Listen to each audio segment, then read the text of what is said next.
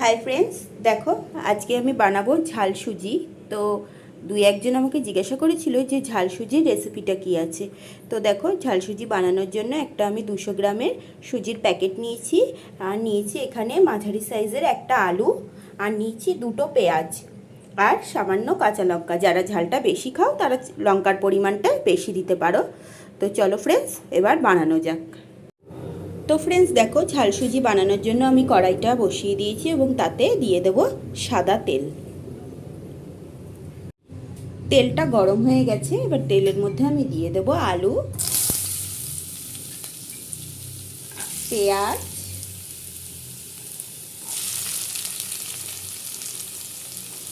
আর কাঁচা লঙ্কা। এরপর এটাকে ভালো মতো নাড়াচাড়া করতে হবে, একটু লালচে করে ভাজতে হবে। আর হ্যাঁ ফ্রেন্ডস, তোমাদের ঘরে যদি আরও সবজি থাকে তোমরা কিন্তু এর মধ্যে সেটাও অ্যাড করতে পারো, যেমন গাজর, ক্যাপসিকাম, বিনস। আমার ছিল না তাই আমি স্কিপ করে গেছি। আর এর মধ্যে দিতে হবে সামান্য হলুদ আর স্বাদ মতো লবণ। আর এইদিকে দেখো, একটা বাটি নিয়ে নিয়েছি, তাতে সুজিটা পুরোটা আমি ঢেলে দিয়ে দিলাম। এবার এর মধ্যে আমি জল দিয়ে দেব। জল দিয়ে সুজিটাকে একটু ধুয়ে তারপর সেটা আমি কড়াইতে দিয়ে দেব। তো ফ্রেন্ডস দেখো, আমি সুজিটাকে এরকম জলটা ঝরিয়ে নিয়েছি। এবার এটা আমি কড়াইতে দিয়ে দেব। দেখো ফ্রেন্ডস, আমি সুজিটাকে কড়াইতে দিয়ে দিয়েছি। এবার এটাকে আমি ভালো করে নাড়াবো, নাড়িয়ে একদম ঝরঝরা করে ফেলবো।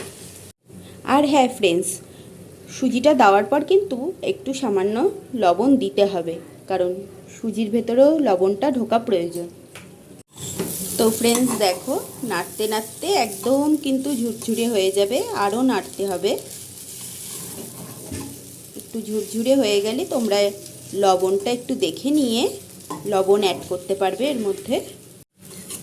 তো ফ্রেন্ডস তোমরা দেখতেই পাচ্ছ, আমার কিন্তু ঝাল সুজি একদম কমপ্লিট। ঠিক এরকম ঝুরঝুরে হবে ঝাল সুজিটা।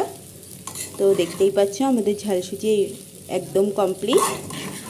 এবার সবাই জানিও রেসিপিটা কেমন লাগলো। ভালো লাগলে অবশ্যই লাইক, কমেন্ট আর একটা শেয়ার করে দিও। Okay friends, tata.